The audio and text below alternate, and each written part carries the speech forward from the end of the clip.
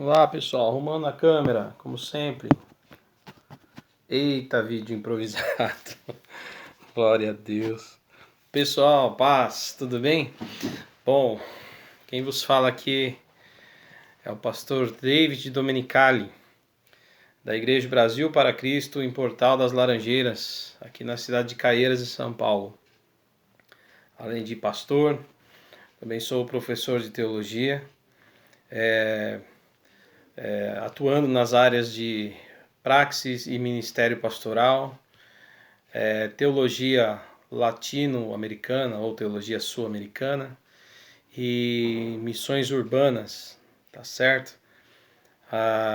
Bom, eu tô aqui hoje para gravar mais um vídeo e espero que seja útil para você. O propósito dos meus vídeos sempre é levar conhecimento, a informação, a reflexão a você que assiste.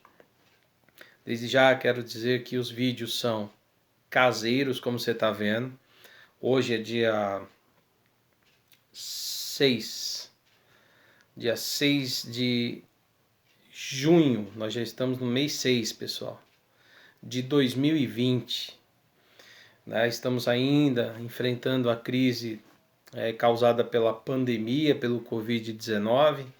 E estou aqui gravando alguns vídeos, compartilhando com o pessoal, com o propósito de levar conhecimento, informação, reflexão, formação para você que assiste. Os vídeos são caseiros, como eu falei, estou aqui na minha residência, às vezes você pode até ouvir um barulho aí no fundo, não se espante, o vídeo é realmente caseiro. E tem outro detalhe, meus vídeos são espontâneos, ou seja, não tem nada assim muito elaborado. Eu apenas tenho uma ideia, separo alguns livros e aí vou falando com vocês acerca daquilo que propus ao meu coração de transmitir, tá bom? E não tem edições, beleza? Então o vídeo é caseiro, é espontâneo, às vezes até de improviso e sem edições. Eu não fico editando, cortando pedaço, acrescentando, colocando efeitos, não. O vídeo vai na íntegra, do jeito que eu estou gravando aqui, ele sobe para o YouTube. Então, se tiver alguma falha, algum erro, às vezes a gente, ser humano, conversando com alguém, de forma bem assim, à vontade, bem espontânea, ou gravando vídeos assim, a gente acaba falando uma coisa ou outra de forma equivocada, no sentido da língua portuguesa, enfim, pode acontecer, Então, já me perdoa aí, já me retrato antes, tá bom? Beleza, pessoal? Bom, galera, se você puder se inscrever nesse canal, dar o seu like, compartilhar, vai ser muito legal. O tema hoje é sobre vocação pastoral, a função pastoral e a missão da igreja, Qual o trabalho do pastor, a formação do pastor, e junto à igreja. E eu quero, para iniciar, eu quero ler a Bíblia. Estou aqui com a Bíblia Sagrada. Aliás, essa aqui é publicada pela Editora Brasil para Cristo. É uma Bíblia bem bonita, essa Bíblia do Ministro. Vale a pena aí você adquirir uma, tá bom? Glória a Deus. Eu estou na carta de Paulo aos Efésios capítulo 4, a partir do versículo 11. Escute com atenção. E ele mesmo concedeu uns para apóstolos, outros para profetas, outros para evangelistas, outros para pastores e mestres. Por quê? Com vista ao aperfeiçoamento dos santos, para o desempenho do seu serviço, para a edificação do corpo de Cristo, até que todos cheguemos à unidade da fé, do pleno conhecimento do Filho de Deus, ao estado de pessoa madura, à medida da estatura da plenitude de Cristo, para que não mais sejamos como crianças arrastadas por ondas e levados de um lado para o outro por qualquer vento de doutrina, pela artimanha das pessoas, pela astúcia com que induzem ao erro. Mas, seguindo a verdade em amor, cresçamos em tudo naquele que é a cabeça, o Cristo, de quem todo o corpo, bem ajustado e consolidado pelo auxílio de todas as juntas, segundo a justa cooperação de cada parte, efetua o seu próprio crescimento para a edificação de si mesmo em amor. Amém, meus queridos? Então, chamando a atenção aqui para duas partes desse texto que nós lemos, né, aqui, para que ele deu apóstolos, evangelistas, pastores à igreja? Né? Para o aperfeiçoamento dos santos, em primeiro lugar. Né? Depois, para o desempenho do seu serviço. Guarde bem isso que você está ouvindo. Para quem? A igreja desempenhe bem o seu serviço. Tá certo? E para que todos tenham a edificação. Tá? E depois, lá no final, ele diz: a cooperação entre todas as partes efetua o crescimento desse corpo, que é a igreja. Tá bom?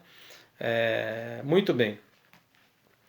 Eu quero começar dizendo que ser pastor é uma vocação. Pastor, o que é uma vocação? Vamos pegar um livro para nos ajudar? Eu escrevi esse livro chamado Ministério Pastoral, tá? Publicado pela editora OBPC. Opa, caiu aqui. Essa editora aqui, ó, OBPC, tá vendo? Editora O Brasil para Cristo. É a editora oficial das igrejas do Brasil para Cristo. Esse livro é Conselhos e Orientações para Jovens Ministros do Evangelho. Ele é um livro que ele tem a incumbência de dar conselhos aos pastores que estão iniciando agora na caminhada. Tá? São conselhos práticos. E ele também tem a proposta de levar para os vocacionados, ou seja, aqueles que desejam um dia serem pastores, né, ser pastores, aqueles que sentem que tem um chamado de Deus dentro do coração para isso, para que eles leiam esse livro e possam entender mais ou menos o que é ser um pastor, quais as propostas. É um livro apenas de entrada, você tem muitos livros completos sobre o assunto, mas esse é um livro de ajuda para iniciar. Pensando nisso, ele foi escrito apenas com 100 páginas, é um livro curto, com capítulos curtos, tá? E de forma bem simples, uma linguagem muito acessível. Tá? O preço também é bom, tá, meus irmãos? Então, fica aí como dica esse livro. Eu quero ler alguns trechos desse livro hoje, do meu livro, né? Para que você possa entender qual é a proposta. Então, vamos lá. Aqui no capítulo 1, eu já começo o livro falando sobre vocação, tá vendo? Vocação. E aí, eu falo do chamado de Jeremias, do chamado de Paulo, do chamado dos obreiros, mostrando que vocação é chamado, é quando Deus chama, e Deus escolhe. E eu vou mostrar aqui o que eu escrevi para você entender, tá bom? Então vamos lá. Definição geral. Vamos primeiro para uma definição geral, segundo o significado disso nos dicionários que tratam do assunto. Definição geral. Estou aqui na página 14 do meu livro. Diz assim: vocação é um termo derivado do verbo latim vocare, que significa chamar.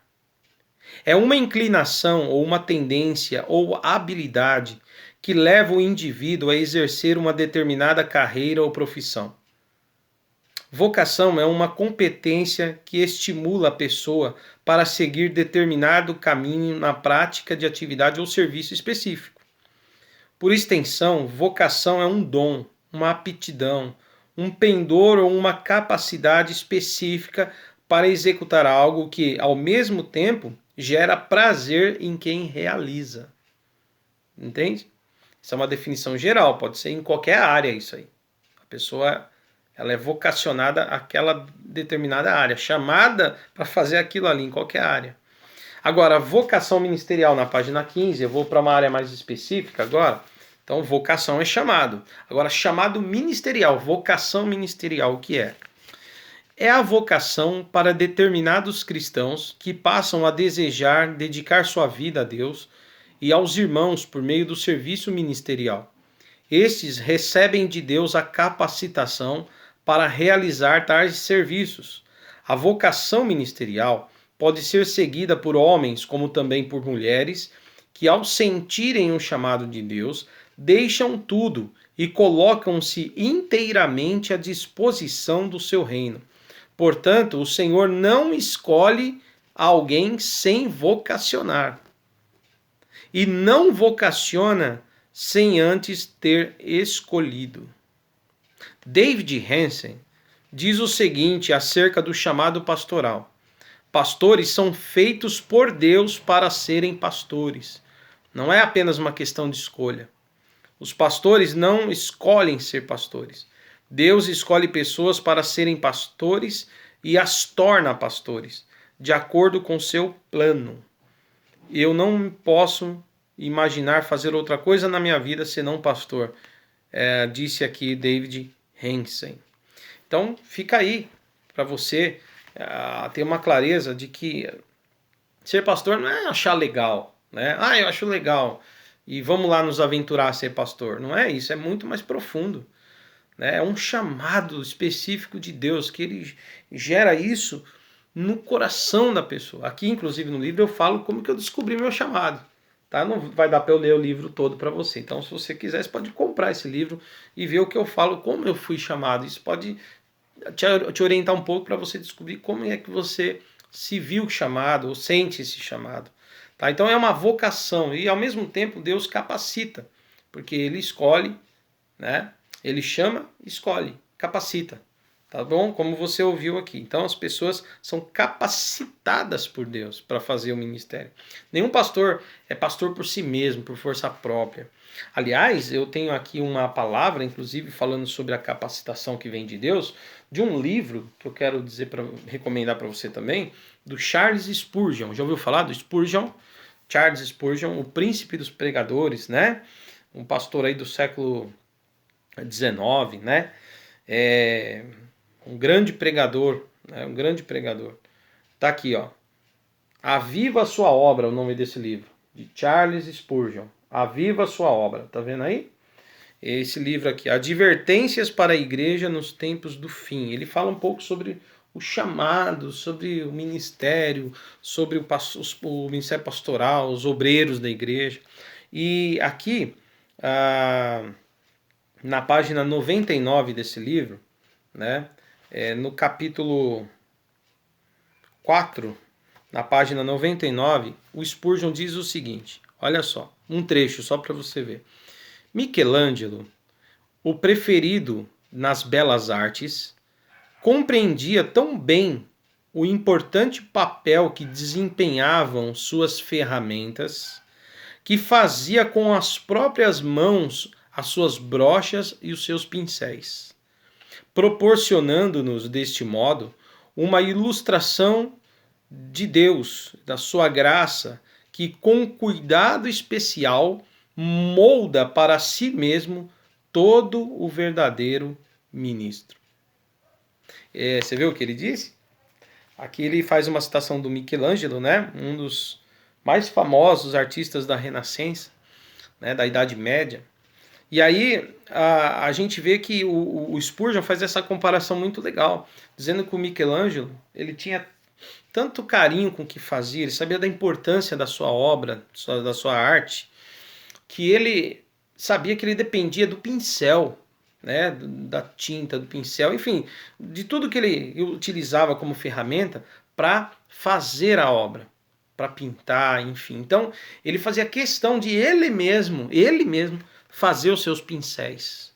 Ele mesmo preparava suas brochas, seus pincéis, ou seja, ele sabia com qual ferramenta ele estava trabalhando. E o Spurgeon diz, ele usa de modo muito feliz essa comparação, mostrando que da mesma forma Deus sabe a importância que é o ministério, a igreja, né? Ele sabe da missão da igreja e ele então ele irá preparar as suas ferramentas. Nós somos ferramentas nas mãos do Senhor e é Ele que vai nos preparar para essa grande obra, tá? Então fica aqui também esse livro, livraço, viu? Esse do do Spurgeon, Aviva a Tua Obra, um livro de profunda reflexão.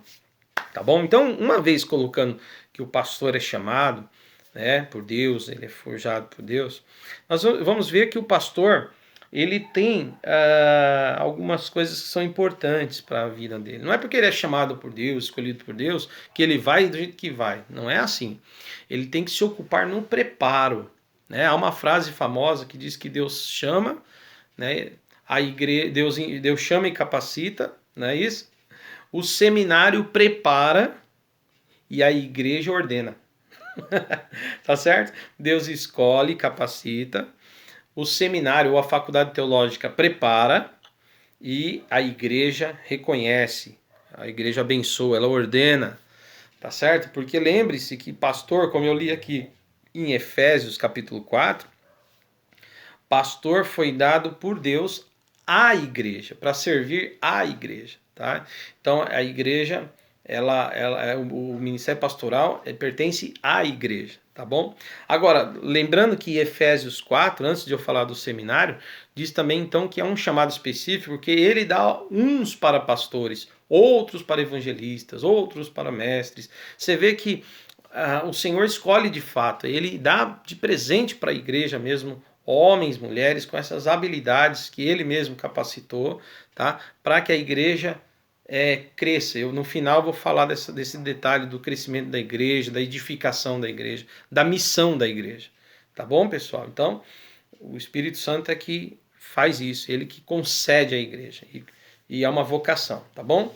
E agora, o pastor, ele sabe que a pessoa, o missionário, o jovem de 17 anos, 18 anos, 19... Bom, não tem idade. Tem gente que descobre o seu ministério com 40 anos.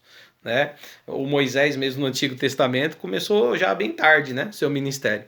Então, na verdade, Jesus começou a pregar como pregador oficial com 30 anos de idade, praticamente. Né? Então, lógico que não tem uma idade específica, mas tem muitos que começam jovens nessa descoberta. Né? E você que está iniciando, independentemente da idade, que está descobrindo esse chamado, né, você tem que buscar o preparo, meu irmão. É lamentável ver que ainda tem pessoas que dizem, se Deus capacitou, ele dá conta. Não deixa de ser uma verdade no sentido de que Deus é poderoso sim para usar a pessoa. Mas a pessoa bem preparada, né, ela vai ter melhor condição de servir o reino de Deus. Tá? Nós também, Deus nos chama, Deus nos capacita, mas nós também temos a nossa responsabilidade. Pô, Deus me chamou, legal, que bênção, vou servir, Senhor. Eis-me aqui, Senhor. Mas espera aí, como que eu quero servir a Deus? Como eu quero servir a Deus? De qualquer jeito? Ou dar o meu melhor?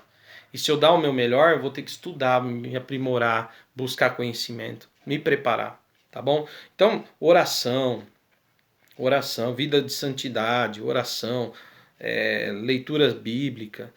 Aliás, tudo isso é fundamental para qualquer cristão, mas principalmente para um pastor, um mestre, tá? Em nome de Jesus. No meu livro ainda, Ministério Pastoral, vou ler alguns trechos, eu quero falar um pouco sobre a formação teológica, tá?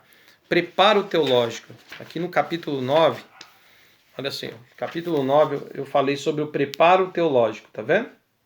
Esse livro aqui, Ministério Pastoral, Pastor David Domenicali. Formação teológica, preparo teológico. Tá certo? Deus vocaciona, o seminário prepara, a igreja ordena e envia. Tá certo? Bom, Lutero tem uma frase célebre dele, que ele diz assim, a teologia é a gramática do Espírito Santo. Que coisa bonita, né? A gramática do Espírito Santo é a teologia. Que coisa maravilhosa. Então é importante, eu falo um pouco aqui da questão do preparo, e eu quero ler um trechinho para vocês aqui na página 46 desse livro. Então diz o seguinte aqui, ó, eu escrevi assim, uma crítica, tá? Aliás, crítica, irmãos, quero dizer que tem gente que não gosta de crítica. Não estou falando de crítica destrutiva, mas crítica no sentido de alerta, de alertar. E a crítica no sentido de alertar, de chamar a atenção para algo, é o que faz alguém melhorar. Tá certo? Se alguém não tem uma crítica, ele não consegue ver os seus erros. Ele não consegue olhar e perceber onde está falhando. Então, a crítica boa, ela deve existir. É isso que faz a gente melhorar e, né, melhorar naquilo que precisa, não é verdade? E eu acho que todo ministério tem que ter a autocrítica, né? A autocrítica. Então é por isso que muitas vezes eu faço críticas a um determinado assunto, tema, né, dentro do meio evangélico, às vezes até no próprio Brasil para Cristo, embora eu seja só um dos pastores, né, tem lideranças sobre mim, obviamente, mas eu acho que essa é a visão. Se nós não tivermos autocrítica, nós não crescemos, não desenvolvemos, nós deixamos de ser uma bênção, tá? Então a autocrítica nos melhora, tá bom? Então aqui eu fiz aqui uma observação dizendo o seguinte: uma das coisas mais vergonhosas no meio evangélico, principalmente no pentecostalismo, é encontrarmos ministros que têm preguiça de ler e estudar. Viu só isso? Ora, fomos chamados para pregar e ensinar as Escrituras. Ler e estudar faz parte do nosso ministério. Como alguém que não gosta de aprender pode ensinar? Né? Quando o pastor pesquisa e se aprofunda nos estudos bíblicos e teológicos, ele evita cometer erros de interpretação de textos e prega de forma coerente e saudável para a igreja. Tá certo? Uma observação aqui na página 46 do livro Ministério Pastoral, tá? Pastor David Domenicali.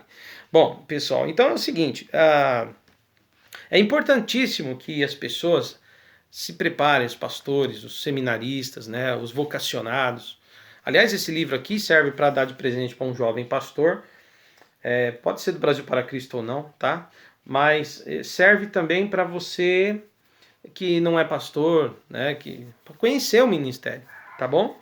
Para conhecer um pouco sobre o chamado, você que é estudante de teologia, tá? Para entender um pouco dessas questões, refletir um pouco, tá bom? Bom, então falando da formação teológica, é interessante porque tem pastores que separam as coisas, né? É possível ser um pastor teólogo, um teólogo pastor? Sim, claro que é possível, né? É possível, acho que é até necessário a gente buscar um crescimento teológico, nos aprofundarmos. Lógico que para ser professor de teologia, mestre, doutor da aula em faculdade, você tem que gozar de um tempo maior. Nem todo mundo consegue conciliar, né, o ministério e ao mesmo tempo dar aulas, né, porque vai exigir muito do seu tempo. Então algumas pessoas se formam na faculdade e se dedicam completamente ao ministério pastoral mesmo, só, né, ensinam na igreja. Tem outros que se formam e aí começam a exercer o ministério dele como professor de teologia só no seminário, só na faculdade teológica e nos institutos bíblicos, né? E não exerce o ministério pastoral. Então, e tem alguns que exercem as duas coisas, tá? Porque conseguem dar conta. Mas dentro da igreja é necessário entender que a teologia se faz com a igreja e para a igreja, tá? Tenho até um livro aqui que eu acho interessante. Esse livro aqui, ó. O Pastor como Teólogo Público, tá vendo aí? O Pastor como Teólogo Público, publicado aí pela Vida Nova. Muito bom esse livro, tá? É o livro do Kevin Van Hooser e do Owen Strachan, tá? Os dois são os autores desse livro. É interessante que aqui no prefácio, eles mesmos fazem o prefácio do livro, aqui na página 13 do livro. Escute isso, olha que coisa interessante no prefácio. A ideia de escrever este livro começou com uma surpresa em um cemitério. Foi assim que ele teve a ideia de escrever esse livro. E com um escândalo em um seminário.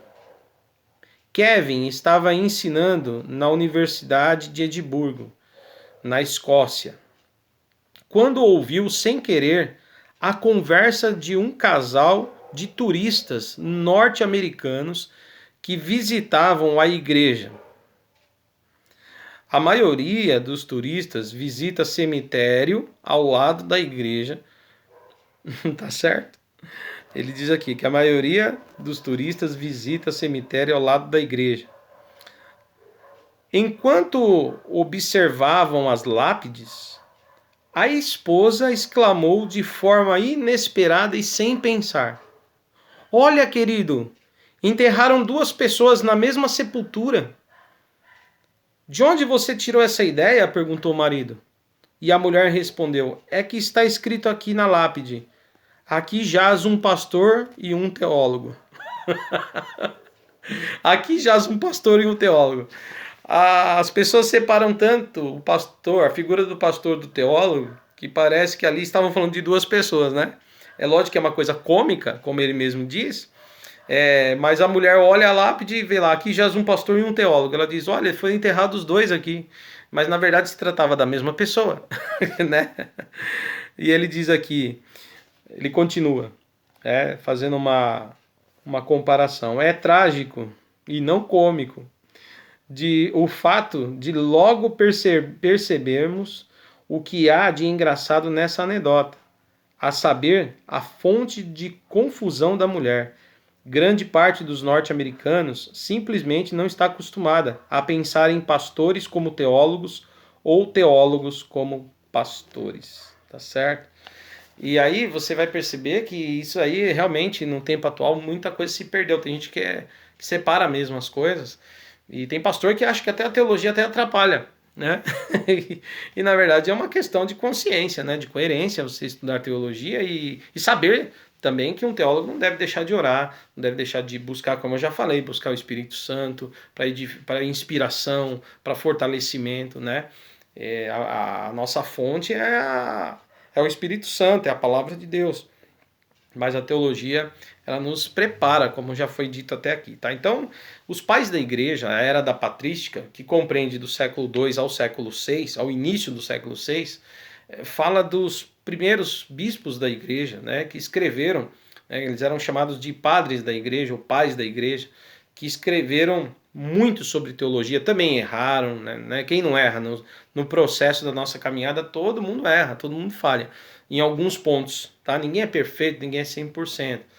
Tinham pensamentos, nós estamos falando da antiguidade, tinha pensamentos deles que ali já não, hoje, né, no estudo aprofundado da teologia, alguns pensamentos não se encaixam mais, mas se encaixava para aquele período.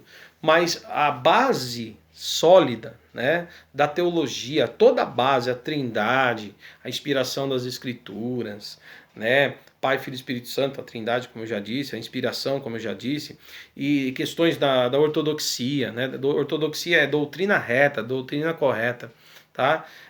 Todo o desenvolvimento fundamental da fé, né, a santidade de Deus, a divindade de Cristo e a humanidade de Cristo, né? Ou seja, Jesus é plenamente homem, plenamente Deus ao mesmo tempo, né? As duas naturezas estão nele, em Jesus, e não se separa uma da outra, né? Então, a gente vai descobrir toda a base, né? Entender as ordenanças, como o batismo nas águas, a Santa Ceia, tudo isso é ali fundamentado, discutido, né? Desenvolvido no período patrístico, do século II ao século VI. Né? E é ali que a igreja tem a sua base, tá bom? Teológica, fundamental, que é protegida, guardada, né? Observada até os dias de hoje. E o interessante é que os pais da igreja faziam teologia no trabalho ministerial, né? Era no serviço pastoral que eles desenvolviam a sua teologia. Tá? Então isso não pode ser perdido. Beleza, meus irmãos? Nós precisamos resgatar essa ideia. O pastor, como teólogo público, recuperando uma visão perdida, tem essa proposta. Tá bom? Bom, pessoal, uma vez dito isso, vamos falar sobre questões. Para que um pastor estuda tanto, né? Bom, o pastor ele precisa de estudo para agir em várias áreas. Né? Ele tem trabalho pastoral não é só em cima do púlpito, mas ele também faz visitas, né? Isso eu falo aqui nesse livro também. Ele faz visitas, ele aconselha, né? Enfim, e depois eu vou falar da grande missão do pastor, tá? No final. Mas além de pregar no púlpito, ensinar, o pastor também tem essa função, visitar pessoas, aconselhar individualmente, quando necessário, tá bom, meus irmãos? É a função do pastor. Aliás, o nome pastor é só um nome figurativo, tá?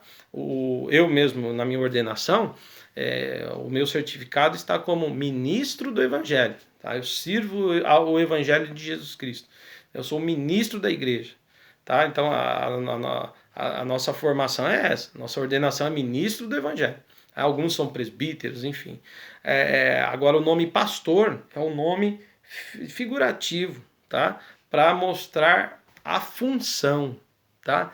Qual que é a função do homem com o título de pastor? Tá? É pastorear o rebanho. Então, para que o povo de Israel entendesse como Deus amava o seu povo, ele sempre usou a imagem ou a figura de um pastor que cuida das ovelhas. Tá?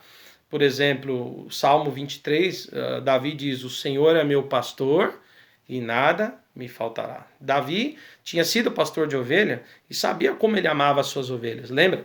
Lá no livro de Samuel, né, narra a história de Davi, quando um urso vai pegar a ovelha e ele luta com o urso, mata o urso, protege a ovelha. Né? Depois ele faz o mesmo com um leão, contra um leão. Então quando ele já está na fase adulta, ele já não está mais pastoreando a ovelha, mas agora ele se sente uma ovelha nas mãos de Deus. Tá vendo? Olha que coisa linda esse salmo. E aí ele diz: assim como eu sempre cuidei das minhas ovelhas, eu sei que Deus cuidará de mim. O Senhor é meu pastor e nada me faltará, né? De nada terei falta. O Senhor supre as minhas necessidades. Então, pastor, o nome dá sentido àquela ideia de aquele que leva ao pasto, né? Leva a ovelha para se alimentar, né? Que leva a ovelha ao pasto. Por isso que é a ideia de pastorear, né? É cuidar no pasto. Então, o alimento da ovelha, o que é? No mundo animal é ali a grama, enfim, né? O matinho. Mas no mundo espiritual é a palavra de Deus. Então, o pastor tem que se preparar, se encher com a palavra de Deus e ensinar essa palavra que alimenta a igreja. Tá? E por isso, observe, nesse livro eu falo isso também, cuidado com as falsas doutrinas. Tá? Você tem que ter a ortodoxia na tua cabeça, que é essa palavra fiel que alimenta a igreja, o rebanho. Tá? No Novo Testamento, Jesus ele diz que ele é como um bom pastor. Né? João 10, capítulo 10 diz: eu sou o bom pastor, dou a vida pelas ovelhas. Não é isso? E depois ele passa essa incumbência à igreja, ali na pessoa de Pedro. Né? Ele diz: Pedro, o Evangelho de João narra isso: tu me amas? Então apacenta meu rebanho. Né? Apacenta minhas ovelhas. Tá certo, meus irmãos? Então, é um chamado, uma vocação, e o pastor alimenta a igreja. Então, através de aconselhamentos, através de visitações, é um cuidado mesmo, tá? E no púlpito também pregando, ensinando. Aliás, eu quero até falar sobre essa questão do preparo e do ensino e do sermão. O Richard Baxter, esse aqui, ó, pela publicação